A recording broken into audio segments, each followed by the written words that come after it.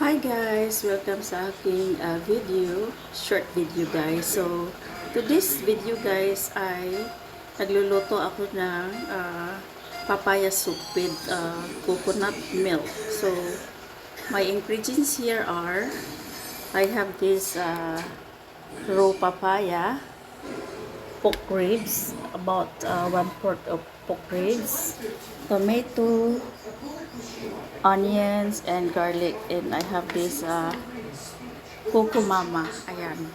And then, I just boil this water until maybe 10 minutes. Then, I put this papaya. And then, palambutin lang natin guys yung ating pork ribs.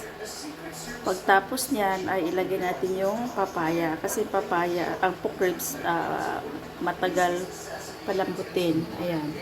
And then after that ilagay natin yung papaya. Tapos ready to serve na guys. Para makita niyo anyang dongkay. So this is me cooking my own version of papaya soup. So tara, samahan niyo ako kasi nagpakulo pa ako ng tubig para ilagay ko na yung aking mga ingredients. Ganyan lang guys kasi I avoiding to use coconut, use those like kind of oils to fry. So no more frying for me this time. So stay tuned and let's see what's the my soup come out later on. Okay, so keep on watching. So ito na guys, nilagay ko na siya lahat at palambutin lang natin tong papaya na to.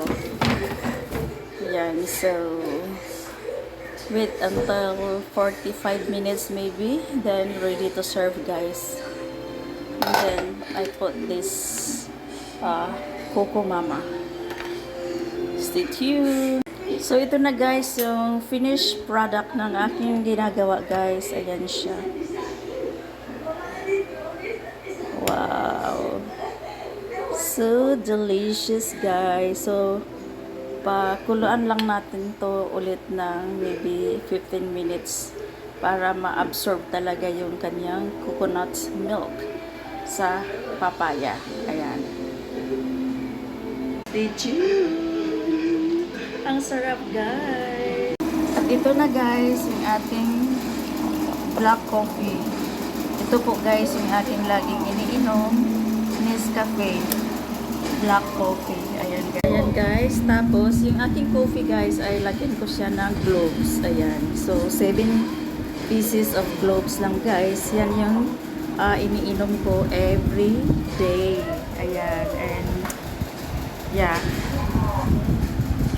And then it's working for me guys, so I'm so happy.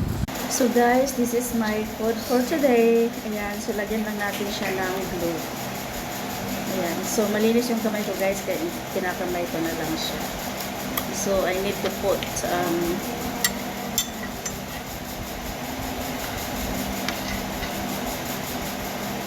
yan, glue 1, 2, 3, 4, 5, 6, 7. So 7 pieces lang guys ang nilalagay ko. So yan guys, so every morning mayroon akong ganitong drinks, black coffee without sugar, and mayroon akong nilagay na 7 pieces ng glue. So yan yung iniinom ko everyday, which is nakakatulong sa akin ng madami. Yeah, so masarap siya guys at mabango. Yan. Especially sa akin papaya soup. And then my oatmeal din guys. Ayan, so ito yung aking oatmeal. So ito lahat yung aking breakfast for today. My oatmeal, my papaya soup, and of course my black coffee. Ang daming benefits niyan guys. Yan. Kung may UTI kayo or mataas yung uric acid nyo guys, ay ito ay highly recommended nyo itong inumin dahil proven ko na po yan guys. Yan po lagi kong iniinom. at naalis yung aking uric acid, guys. Ayan, bumaba, I mean.